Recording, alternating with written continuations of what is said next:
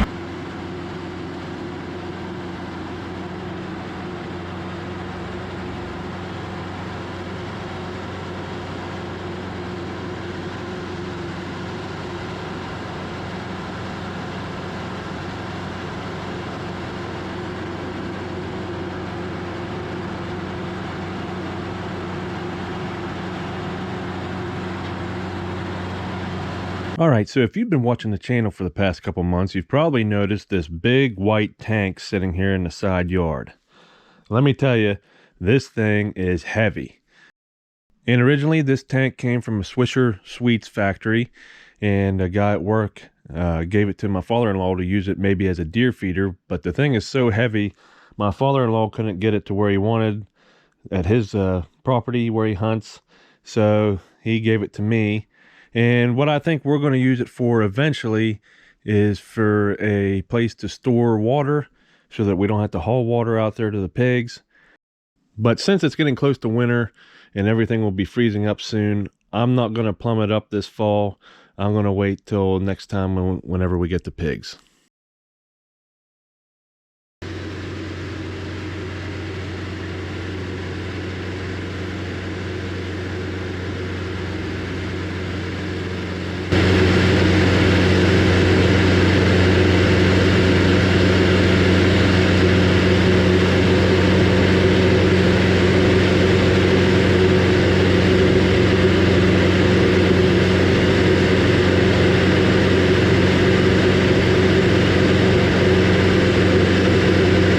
Alright, well, welcome back to another beautiful fall day here on the farm.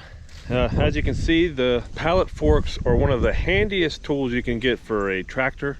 I've said that before, and if you're looking for your first attachment, I would recommend pallet forks, and the good ones, not the clamp on ones, because you're always going to try to pick up something heavier than what you may realize.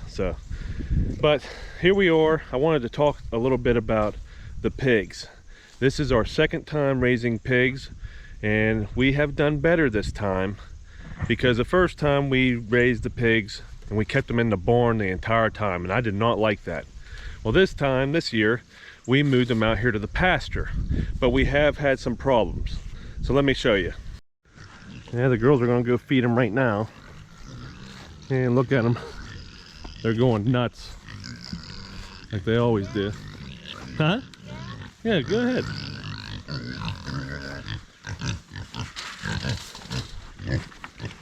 And they are big.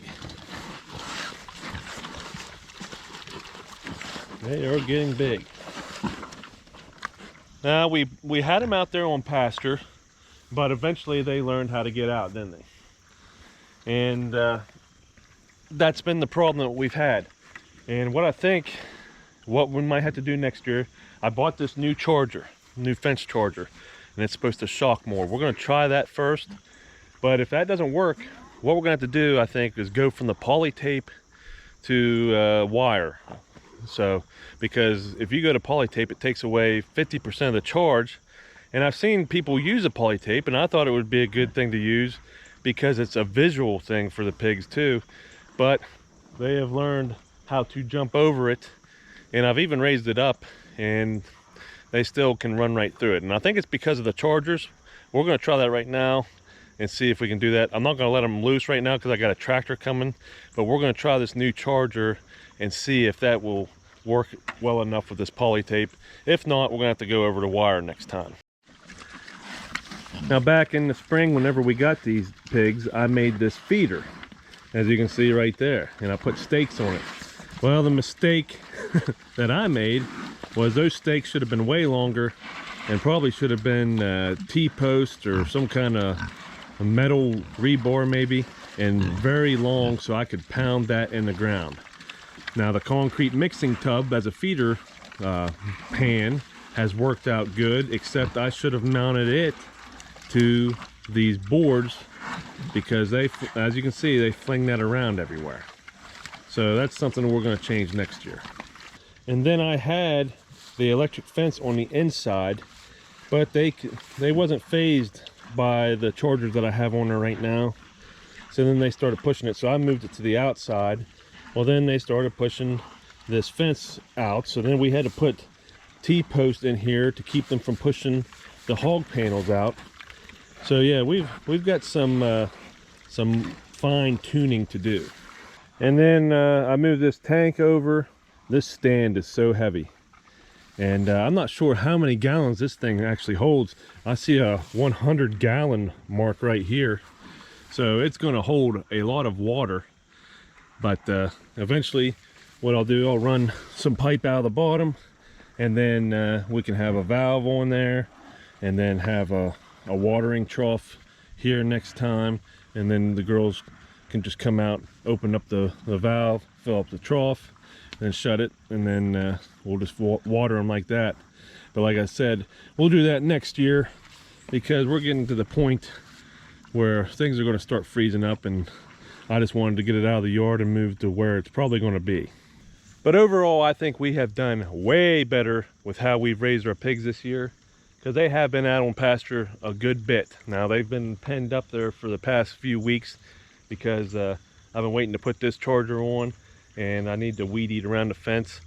But yeah, I think we've done better, and there's some things to improve on. But I just wanted to bring this stuff up in case you're wondering, if you're wanting to do the same thing that we've been doing here.